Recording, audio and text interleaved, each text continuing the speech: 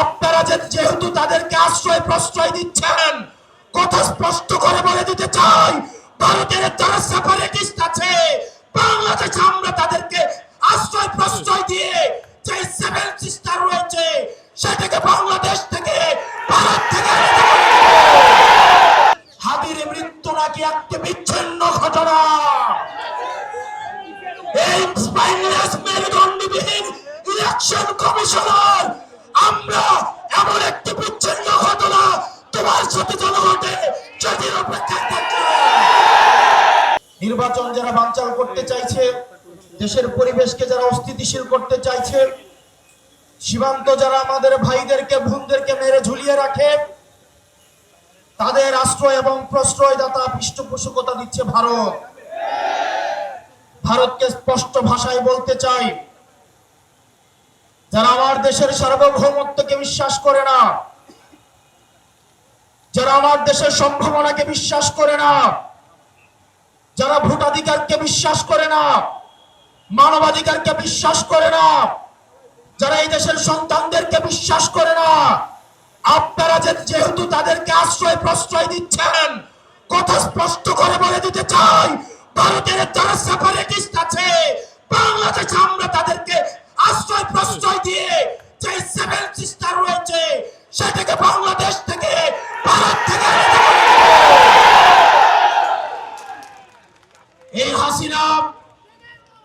হাসিনার পৃষ্ঠপোষক স্পষ্ট ভাষায় দিনের আলোর মতো স্পষ্ট স্বচ্ছ, তাদেরকে ভারত অর্থ দিয়ে, তাদেরকে অস্ত্র দিয়ে, ট্রেনিং দিয়ে বাংলাদেশের বিরুদ্ধে তাদেরকে দাঁড় করিয়ে দিচ্ছে।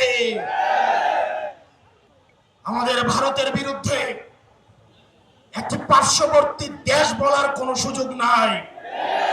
আপনার জবানে স্পষ্ট করতে হবে, এই বাংলাদেশকে ভারত একটা ফিলিস্তিন বানাইতে চায়। আমাদেরকে সবাইকে ঐক্যবদ্ধ হতে হবে। ক্ষমতার জন্য, গদির জন্য, মন্ত্রণালয়ের জন্য যারা দিল্লিকে কিবলা দিচ্ছে, এই বাংলাদেশের স্বাধীনতা তারা তৃতীয়বারের মতো বিক্রি করে দেওয়ার প্রস্তুতি নিচ্ছে।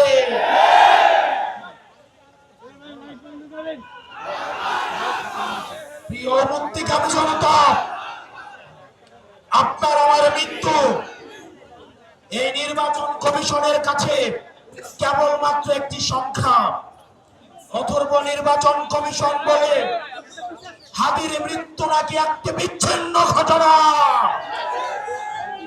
এই স্পাইনলেস মেরুদণ্ডবিহীন ইলেকশন কমিশনার, আমরা এমন একটি বিচ্ছিন্ন ঘটনা তোমার সাথে জনগণে সেটির অপেক্ষায় থাকছে। এরকম ইলেকশন কমিশন আজকে যদি চলে যায়, যে লাইন ধর্মী ইলেকশন কমিশন হওয়ার জন্য শাহবাগ থেকে শহীদ মিনার পর্যন্ত যোগ্য ইলেকশন কমিশনের খোঁজে পাওয়া যাবে, কিন্তু আমার ভাই হাদি যে অনন্তকালের উদ্দেশ্যে যাত্রা করেছে, আমার ভাই হাদিকে আর খুঁজে পাওয়া যাবে না।